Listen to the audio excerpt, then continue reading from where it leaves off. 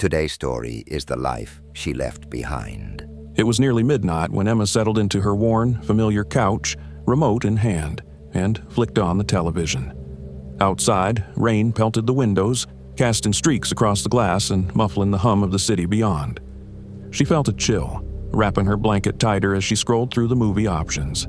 Then, something strange caught her eye. A movie she had never seen before, titled simply The Life of Emma. She clicked on it, curious and slightly amused.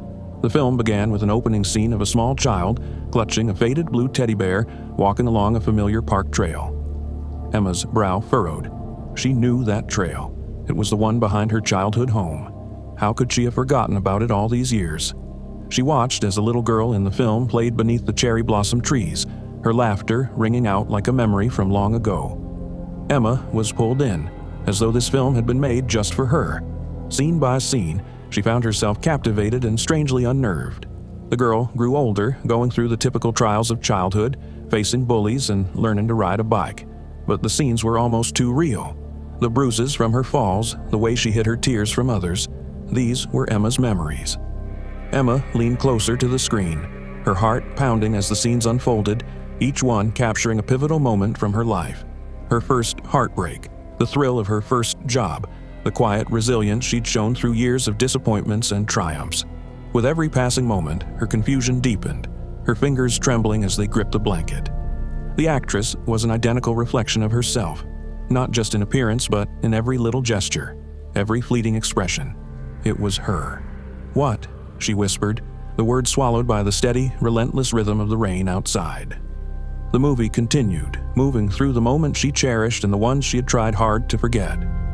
She watched herself falling in love, the glow in her eyes as she walked hand in hand with her fiancé. But she knew where that story led.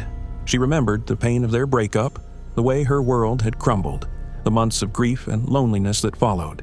And there it was, on the screen, laid bare before her. Emma's eyes welled with tears as she watched herself heal, find strength again and carry on. It was uncanny, deeply unsettling, yet she could not look away. Her life played out in vignettes, moments of joy, sorrow, laughter, and regret. She found herself bracing for what came next, each scene growing closer to the present day. The screen went black for a moment, and Emma sat back, her heart pounding. Had the film ended? But then the scene faded back in, and she saw herself as she was now, alone on her couch, watching The Life of Emma on her TV. The camera angle was eerily similar, as though someone were filming her right then, capturing every breath, every shiver. A chill spread through her. Emma looked around the room, half expecting to see a cameraman lurking in the shadows, but there was no one. Just the soft glow of the television and the rain against the windows. Continue the story, first of all, like the video and channel, subscribe. The movie on the screen continued, capturing her reactions in real time. She saw herself glancing around the room, her expression mirroring her current fear and confusion. Then, the Emma on the screen reached for the remote, her hand trembling. She pressed the power button. Nothing happened. She pressed it again. The screen remained dark. "Turn off," she muttered, pressing the button harder, frantically now, as the scene showed her doing the exact same thing, in perfect synchronicity. Her movements felt like an echo, trapped in a loop she couldn't escape. "Please, stop," she whispered, tears streaming down her cheeks, her voice breaking. The movie continued as her on-screen counterpart dropped the remote and buried her face in her hands, sobbing. Emma sat back, her heart thudding painfully in her chest, feeling a hollow despair she couldn't explain. It was as though her entire existence had been laid bare before her, and there was nowhere left to hide. The next scene shifted, revealing a cemetery, fog swirling around gravestones.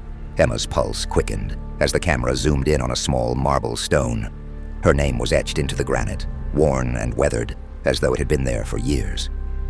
Emma's eyes widened in horror. Emma Moore, beloved daughter, cherished friend, 1990 to 2023.